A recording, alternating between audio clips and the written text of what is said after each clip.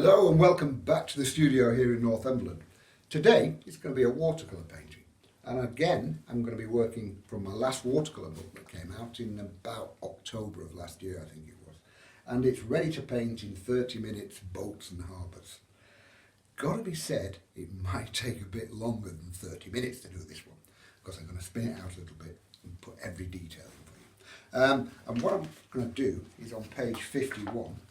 And this is quite a nice little painting, that one, but not too complex and not too difficult. Quite a few boats, but they're all mostly side on, so they're very easy to paint.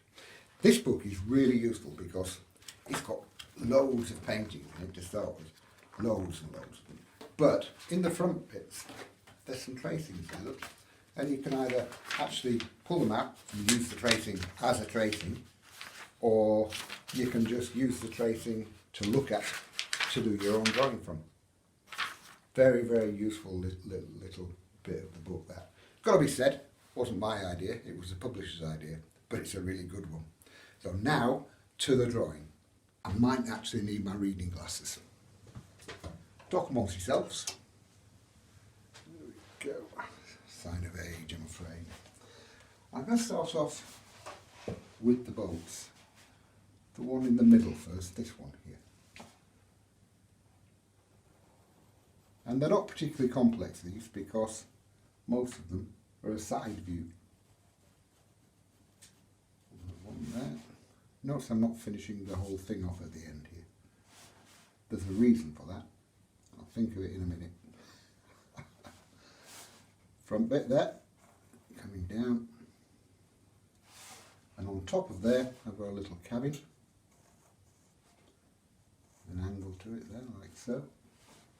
The top bit, treat a boat like a building with the same kind of like angles as a building, especially for the cabin on the top. Like that, coming down there, and a couple of windows. The pencil I'm using, again, IKEA, no fancy pencils here. A couple of windows. When you're drawing things like windows, you don't need all the detail. You don't need sash windows and window catchers.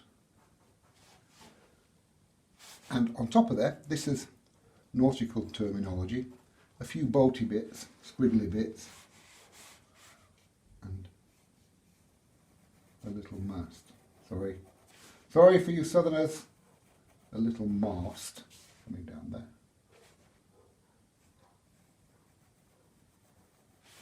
I don't know if you can hear them in the background, but my dogs have decided to bark at someone. A few little bits coming out here, and just a few lumps and bumps and little bits. Now, the back end of the boat now. Come down there, around there, and edge it there. I'm just going to draw in the lines where I'm going to have different colours. Above that line it's going to be white. Below it it's going to be red. A few more bits and pieces there.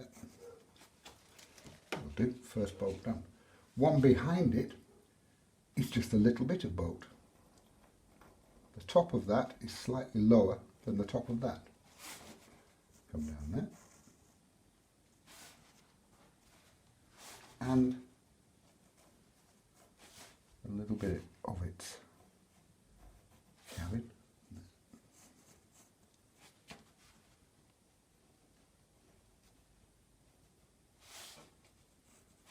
A couple of windows in that.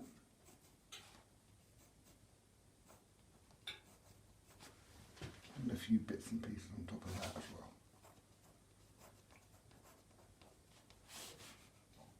Slightly shorter mast on that.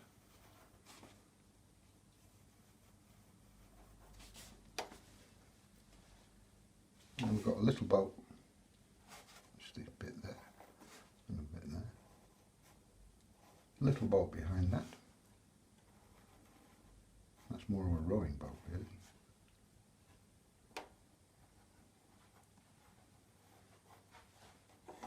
You notice the base is going upwards slightly, the base of each boat slightly. And then another one behind there, lots of boats. This one's on its side.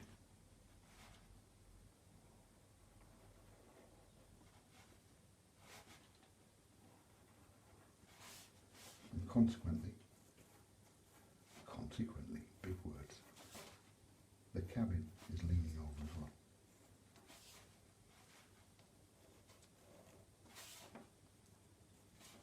And so are the windows.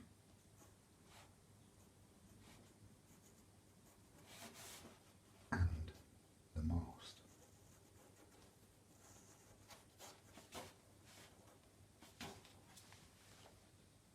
Now in front of these here, we're going to go through the base of that one actually.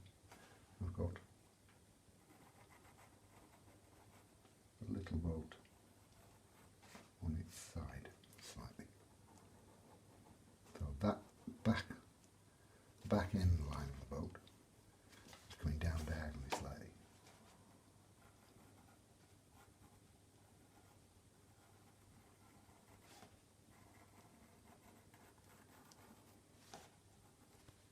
And a little bit underneath there.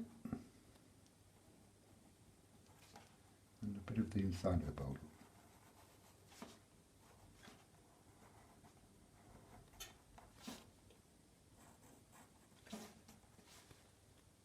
And then the final boat here.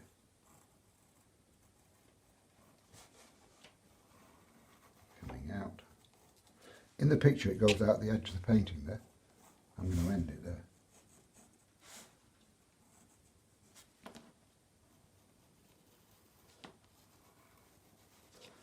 And on top of there, a few bits and pieces. Rollocks! I beg your pardon. That's the bit that the oars fit in.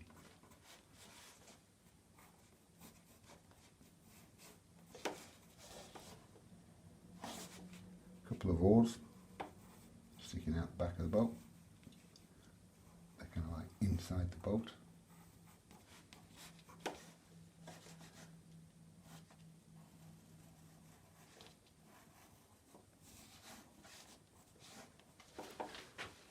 That's all the boat's done. Got a buoy there. Rope coming down to that. We'll have a few more ropes, but I'll just paint those in. Now I've got the sea here. I'm going to lower that sea to what it is in this one.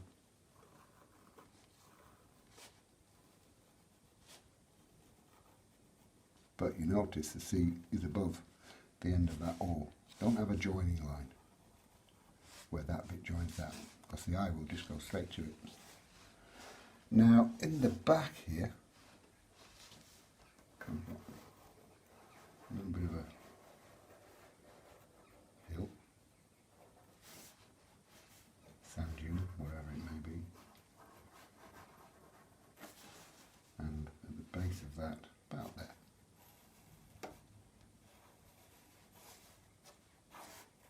And that's the drawing done. How easy is that? The rest will be made up. When I put the paint on, what will give the thing all of its shape is the shadow that I put in afterwards. Put the base of that one there.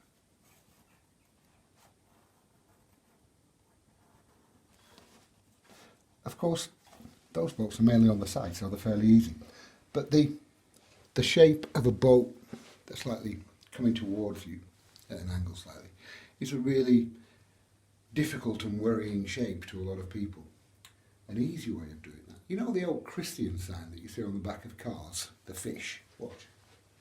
Come on in, cameraman, and have a look at this. That Christian symbol that you see on the back of cars, the fish. Once you've got your fish, stick on there, a little bit there, and a little bit there. Got a boat. How easy is that? Now, time for the paint. I'm going to start off with the sky. And as I always tell you, always keep your palette clean.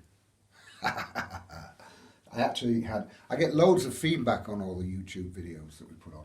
And somebody said, how do you manage to keep the colours so clean? And why do you keep your palette so dirty? I don't know, to both. It's So, loads of water first on the top. Don't worry about the bolts, go through them a bit. It will be very time consuming to start and put the water on, and then you paint like that, carefully around each mast. And that would mean that the sky is drying while you're doing it, and that's when you get the chance of cauliflowers. So just go through everything. You can always take out afterwards. I've got a little bit of ultramarine blue here. It's a very simple sky, this one, because I've got quite a lot of stuff going on in front of the sky. So I don't want to complicate it by making a fancy sky. Bit of ultramarine blue, from side to side, big strokes. Always remember, it's going to dry probably 30% lighter than when you put it on. So allow for that. Wash out, squeeze out. I'm just going to mop up there. Look. Clouds, very, very simple clouds. Oh, a couple in there.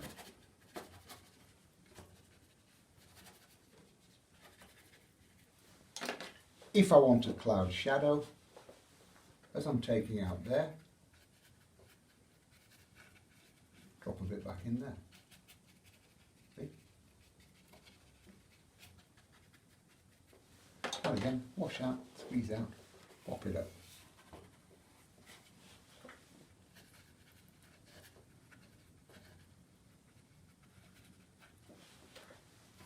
And again, mop up, sky done. How easy is that?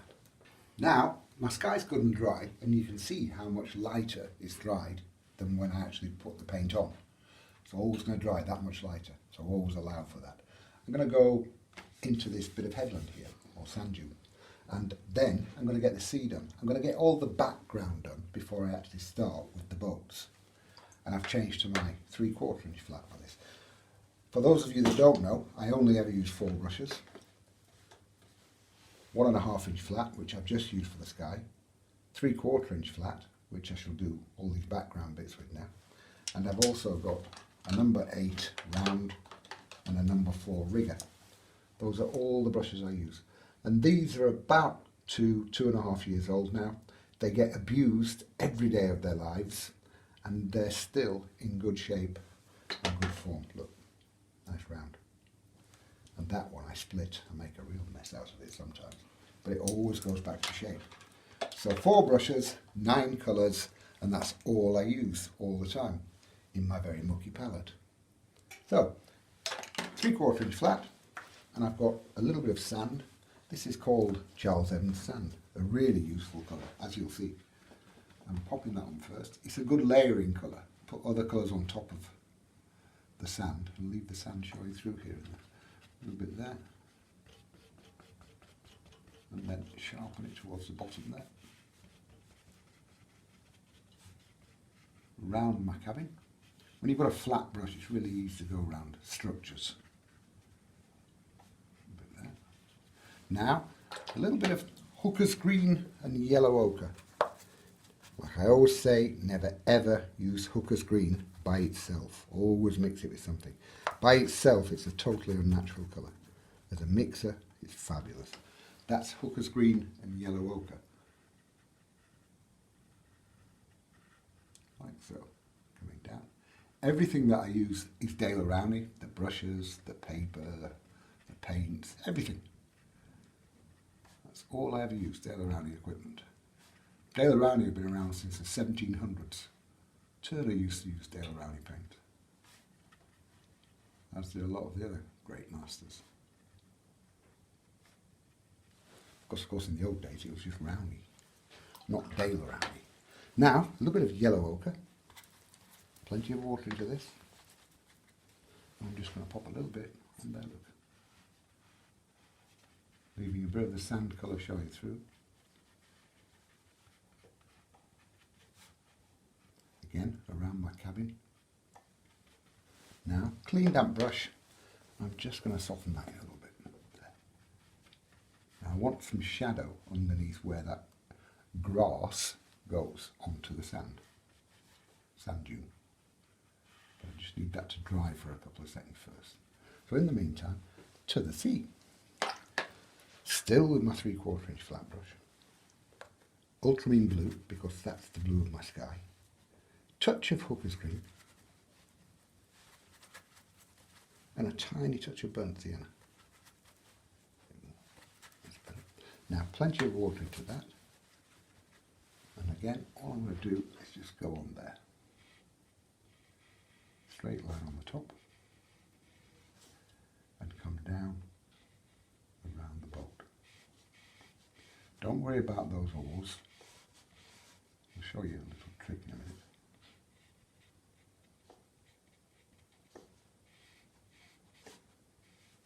But around the bolt, because that's easy enough to miss.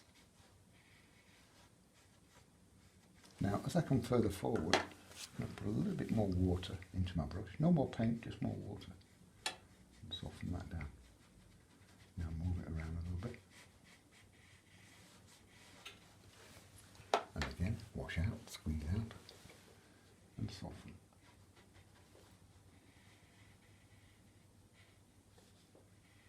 Leaving some of the darker colour in between, and some lighter bits that I'm taking out.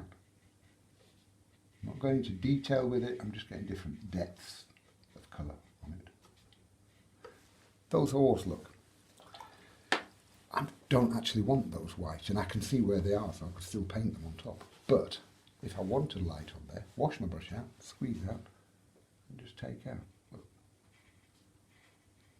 And again, wash out, squeeze out, and take out.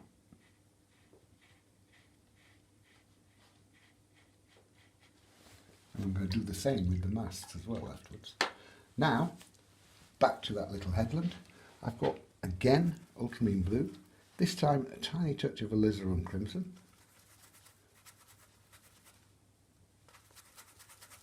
And a tiny touch of burnt sienna. So I've got like a dark aubergine colour there. Bit of water into that. And where the grass comes down to the sand, dark, bit there, bit there. Got a couple of bits in there as well. Now, looks a mess. Wash out my brush, squeeze out, and soften that colour down.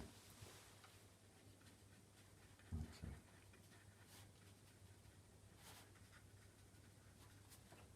Soften it in there. Now, can you see how that shadow makes those grasses sit down onto the sand? Again, soften. But I've still got my shadow colour. Sorry, I've still got my sand shining through. Nice. Do we want some rocks on the base of that? I think we probably do. So let's have a little bit of yellow ochre. Bit there. And a little bit of raw umber. Raw umber is the only brown I carry in watercolours, and in acrylics actually. So if I take my raw umber by itself, I've got a nice standalone brown. Put a touch of blue into the raw umber. I've got sepia. Put a touch of burnt sienna into my sepia mix. I've got Van Dyke brown. Take my raw umber and burnt sienna together, and I've got burnt umber. So I've got 4 different browns from one tube. This is black, but I'm making the black. Don't use manufactured black, it's horrible. Ultramarine blue and burnt sienna will give me a black. A few little blobby bits in there, blobby bits, that's a technical term. Now, with a card, any old credit card or hotel room cards. I use lots of hotel room cards. Just scrape it there. Got a few little rocks at the base of that cliff. Wash out, squeeze out, and just soften that at the base level.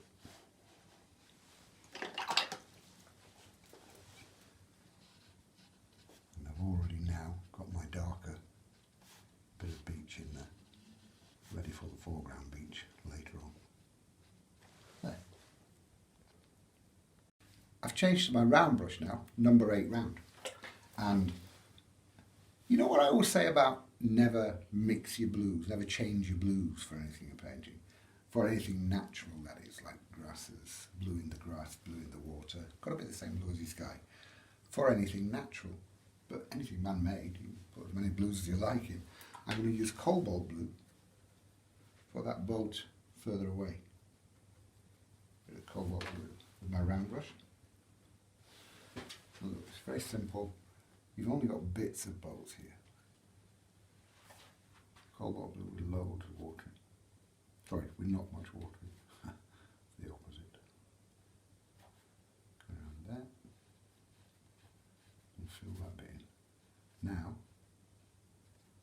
I'll leave that to dry for a bit while I go to the boat in front of it.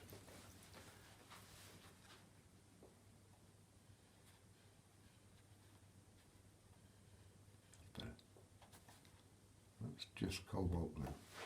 Now, I'm just keep looking down here for the simple reason that I'm looking at the photograph of the painting that I'm working from. I've got a little bit of just raw umber for the next boat, and this is a very simple little boat. But it's just raw umber there. I've left the tiniest little sliver of white paper between the two. And as I said, what's going to make these boats, and indeed make the painting, is the shadow that are coming afterwards, towards the end. Filling that in there. Now, anything white, that's white, in shadow, have a blue tint to it. But for that, I need to go back to my ultramarine blue. It's not cobalt blue. A bit of blue there with plenty of water. I'm just filling in the cabin on that one. And I'm leaving that side white. Actually, while I'm in with that, I may as well fill the other cabins in. Just a bit of blue there.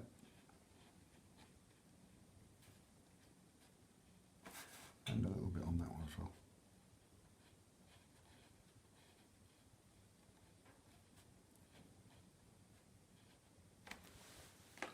Now, back to that bit of boat there. And that is ultramarine blue with a touch of burnt sienna into it. Bit of a navy blue. Ha ha! Navy! Boats! See where I'm coming from there? Do you see what I did? Look, ultramarine blue, burnt sienna mixed into it. Leaving the top bit white, of course.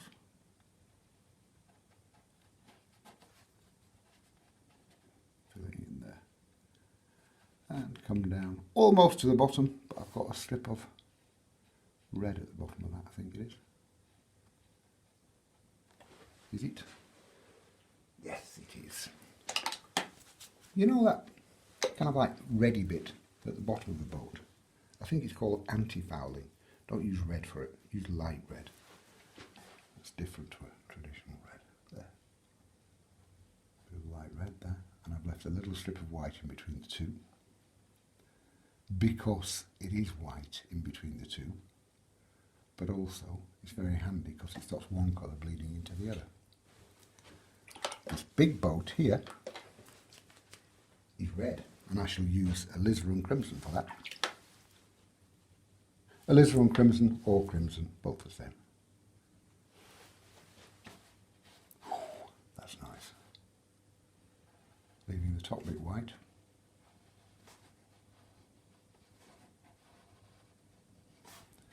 And filling in. Just being careful that I leave the tiniest little bit of white paper there. Can you see how little that bit is there? But it just stops bleeding in.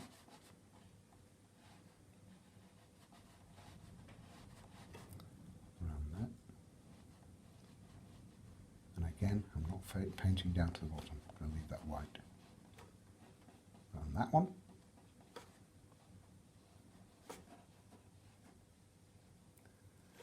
And to the back end. The water, of course, is well and truly dried now, so it doesn't matter if I go into that slightly. Not that I did.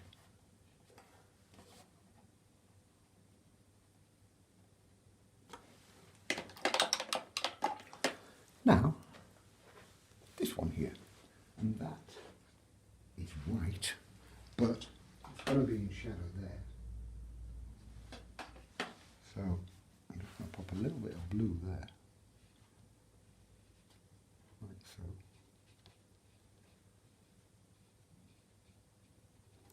Across a little bit. And now wash my brush out, and just with a clean damp brush, pick up some red, just with a clean damp brush, soften that back up. There.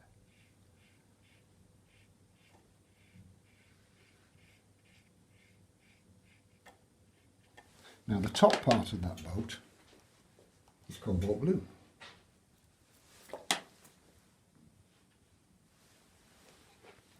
Just carefully, with the tip of my round brush, put that around there, and on the back bit, and a bit there.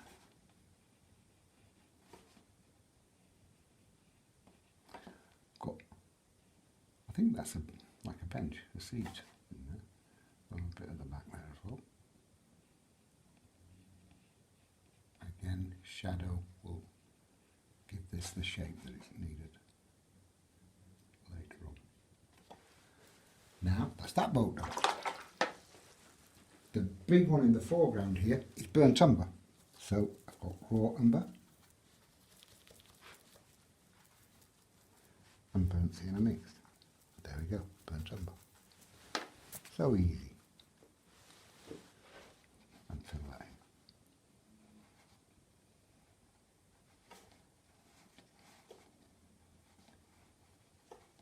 And again, all with my number 8 round. A number 8 round is an ideal size, I think. It's not too small, but also it's not too big.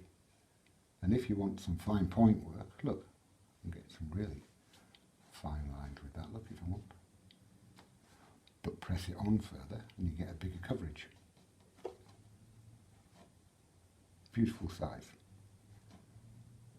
And these Aquafine brushes really do keep their shape, and they hold a heck of a lot of water.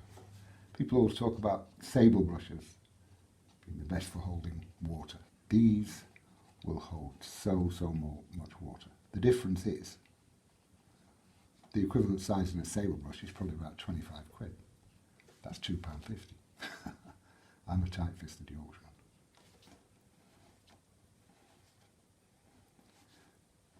And underneath that, I've got green, odd, but that must have been what it was because I painted that on location. Now, ultramarine blue, sorry, Hooker's green and burnt sienna, nice and dark. Don't want too bright a green on that. Bit of water into that.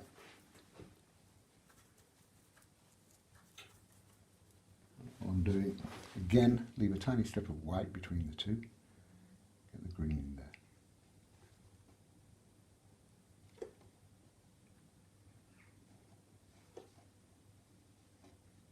Notice a bit of a bumpy bottom. I'm not bothered about having a bumpy bottom because it's going to be sitting on the sand, so you don't need a perfect straight line. Don't worry about it. So if you've got a bumpy bottom, don't fear. Live with it. God, I told some rubbish. Move back there. There. Now, I'm just going to let some of that dry a bit before I start going into detail on all of the boats. It's time for details in these boats now. I'm going to start off with the windows, but again, I'm still using my number 8 round brush. And I've got a little bit of ultramarine blue with a tiny touch of burnt sienna into it. It's a very dark blue. Yeah. Plenty of water into that. What I'm doing, where I drew the outline of the windows, just fill in, look, there. 2. There's another 2 there. And 1 there. Now, a little bit more water into that same brush full of paint, so they're lighter for there.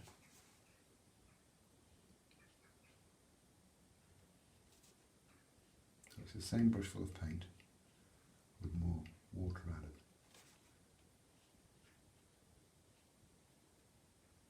There. These are Aquafine paints that I'm using. Strictly speaking, students' quality paint. But as you can see, they've got a lovely, strong, rich colour, strength of colour. Lovely paint. Traditionally, students' quality paints are very weak and wishy-washy. But Daler-Rowney, a couple of years ago, they reformulated their student quality range and put natural pigment into the Aquafine paint. So it's got a real good strong depth of colour now. Lovely stuff. And it doesn't fade like your average student's quality paint does. I mean, I also use artist quality paint, which can be quite expensive. They're not on my website, but they can start at about 20 quid in some of the shops for a 14mm tube, 15mm tube. But the student's quality, I think they're about £1.80 on my website for a tube. And I've got some here actually. No, I'll show you later. But they're really strong paints and they'll last for a long time as well. You know, you don't need a lot of paint to quite a bit of water. So, you can all. But Aquafine paints are very, very good. Now, I've got a little bit of blue and burnt sienna again. I'm starting off with that first mass in the distance there. And I've changed my rigger brush this time. Number 4 rigger. Just fill that in. And a few little squiggly bits on the top there. Look. Like I said, nautical terms. Same here. Going down. This is where red wine helps. Keeps the hand steady. A little bit stronger, a little bit less water into it for that one there. Going all the way down. Rigger brush is a really useful little brush.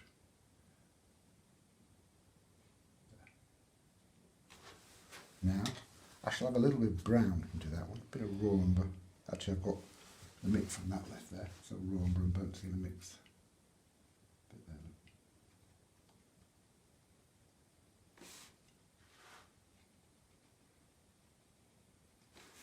Now, a few little bits here and there.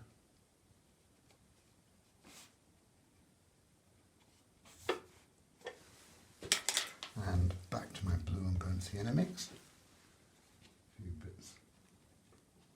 A piece on top of that.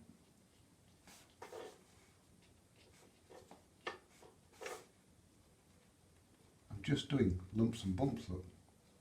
They aren't actually anything, but they look boaty.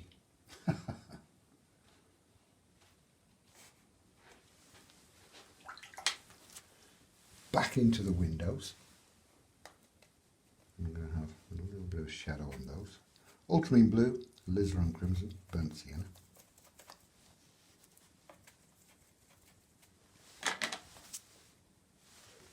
And within the window, I've just got a line on the top.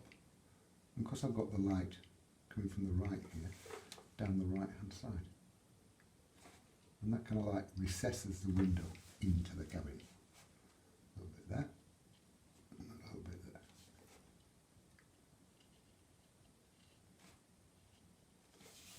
And just a bit on the top of those. Do I need any more on that? I don't know.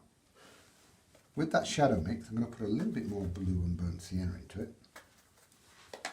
And I'm going to give the impression of planks on this one and that one.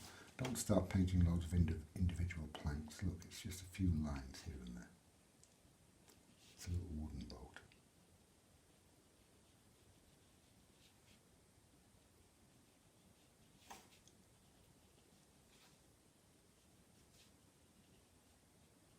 And the same with this. I'm going to smooth these down again in a minute.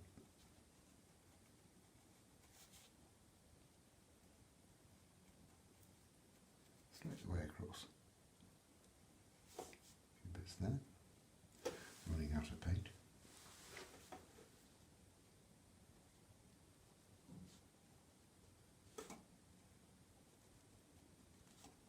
There. Just the impression of blanks.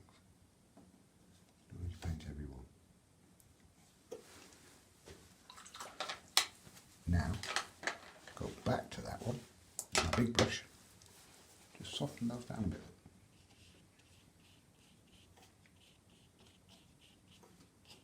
Just with water that. I'll leave that for a second now. And actually, I'm going to come further forward onto the beach, get that on, let it dry, then I can put shadows everywhere. So again, a little bit of sand, Charles Evans sand. I've picked up some red there. I think it's on the side of my bucket. Get rid of that. Bit of sand, like so. Carefully around my boats. I mean, I could always go back in if I made a mess of it and paint bits again. But there's no need to do it if you don't have to. That's sand. Going further forward there. I mean, the sand has got so many uses. It's good for beaches. It's called sand.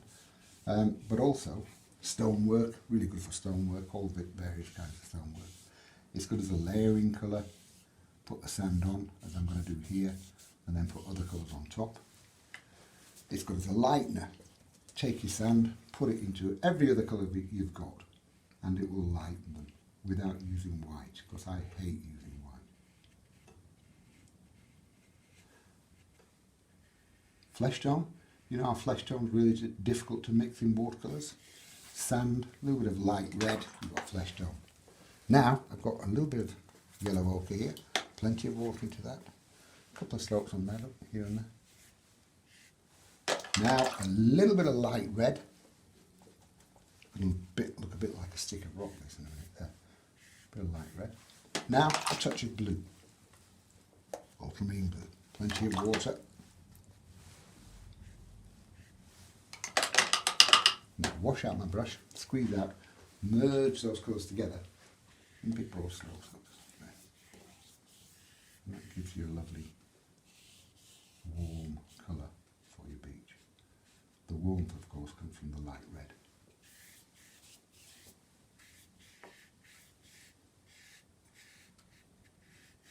And in that little bit there. Now that needs to all dry, good and solidly, because I'm going to have shadows going across the beach in a minute. So I'll leave that for a couple of minutes.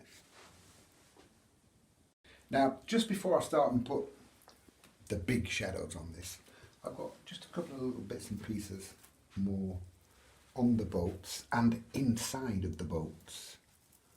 So I've got a little bit of raw umber and blue there. And there's my oars resting inside the boat. That's my number 8 round brush, by the way. And my Rolex always makes me laugh. Little things. Now, I've got a little bit of blue with a touch of burnt sienna into it.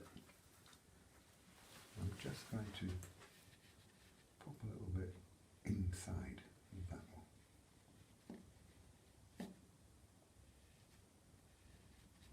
Then diagonally down there.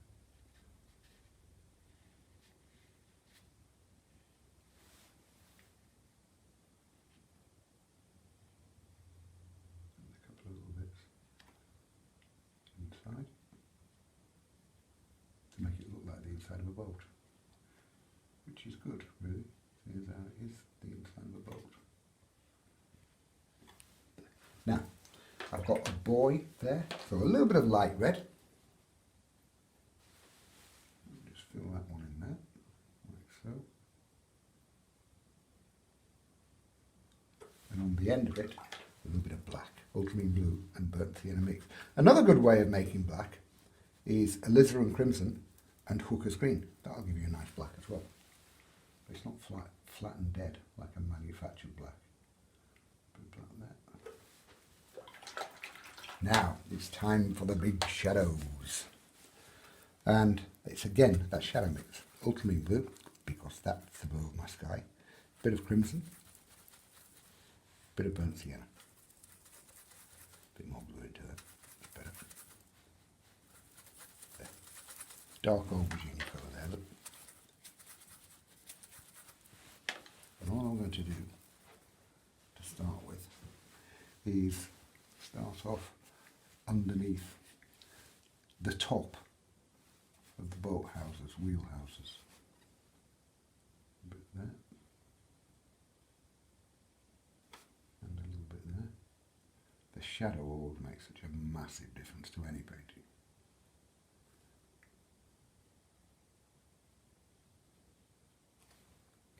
And a bit there.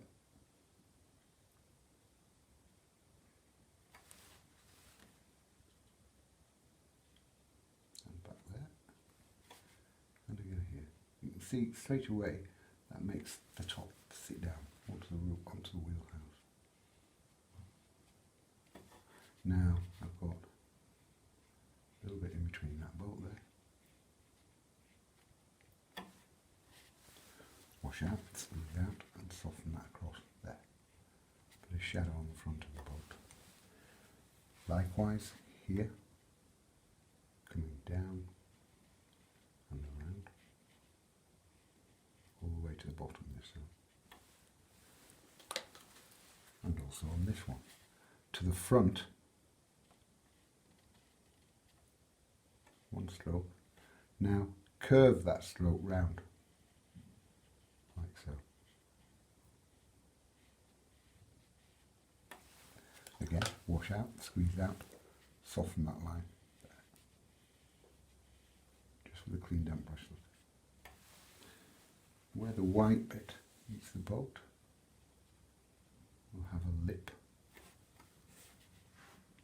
It's just a dark line of shadow underneath the top line.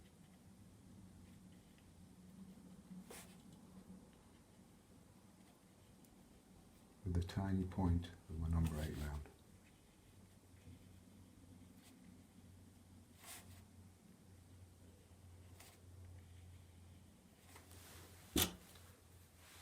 I'm going to do the same with that one there.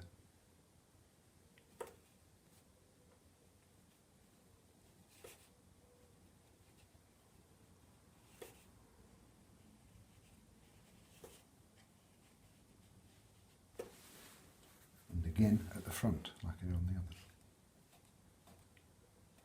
Curve that stroke round.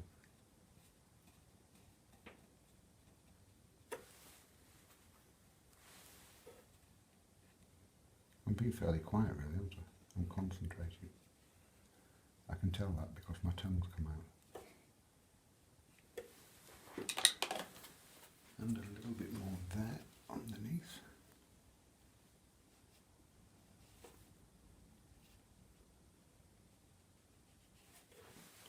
And even that little one gets the same treatment.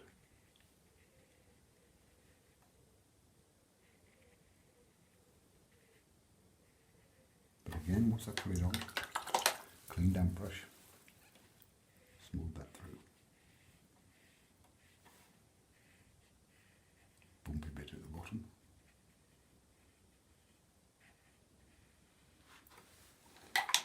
Still with the shadow mix, same mix. You know this business about, because I've run out of shadow then, and you hear this thing all the time, always make sure you mix plenty, because you'll never be able to remix that mix again. What a load of rubbish. If you run out, mix some more. A bit more blue. There you go. Now, what boat is casting shadow onto which boat? That one will cast shadow onto that one. Good strong shadow there, look.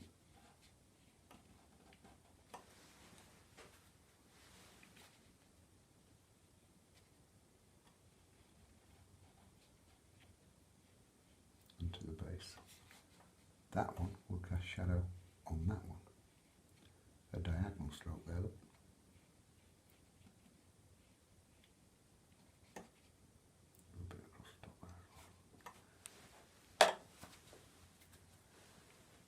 Those will cast a bit of shadow there.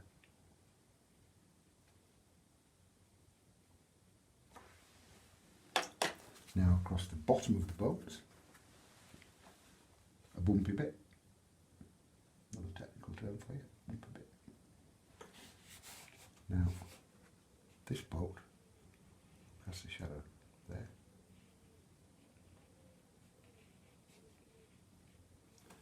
that one a little bit weaker. The shadow there.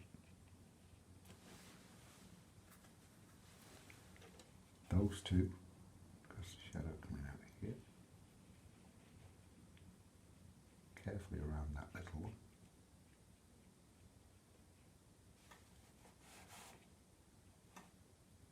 And the little one will cast a shadow as well.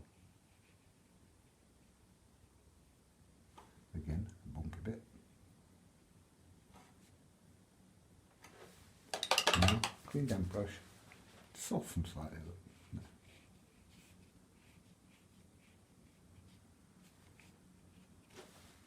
A little bit in between the two there.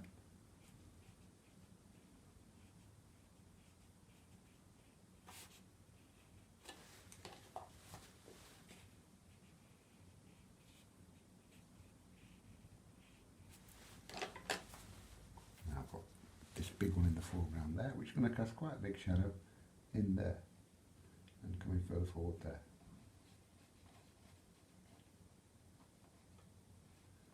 Always make sure you touch whatever's casting the shadow. Don't have your line there and the shadow here, because that thing is not casting the shadow. When you touch it with the shadow, then it's casting a shadow. Does that make sense? It does to me. A bit more water.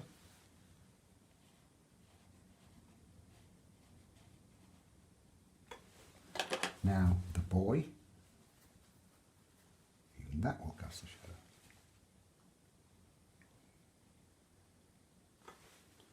And I think that I need a little bit more shadow down here. Yeah, I do. Like that better.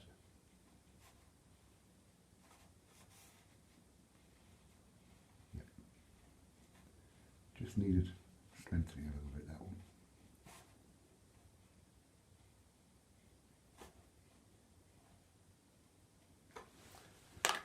Now, I'll show you a little tip here, a little trick here. It's not strictly necessary for this one, to be honest, but I want to show you anyway. This is just a little trick, just to give a little bit more texture and a little bit more interest into the foreground beach rather than just being a flat bit. And it's especially useful when it's a big bit. So I've got a little bit of my shadow mix there. This is just an old toothbrush. Just mix that with that. Pick up a load of paint. And now I'll just get rid of my palette for a second. I'm just going to put my hand across there a little bit and just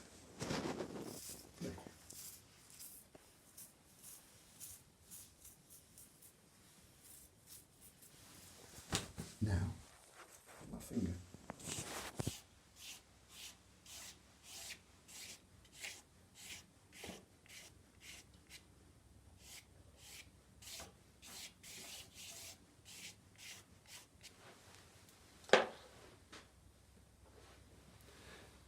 Like that. And just to finish this off now, with my rigger brush, something to lead the eye into the picture with a bit of black, ultramarine blue and burnt sienna.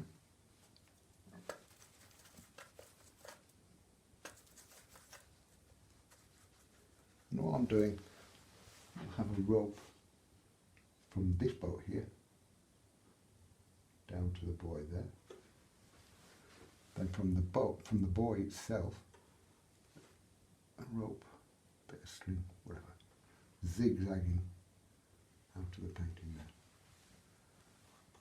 Another one there.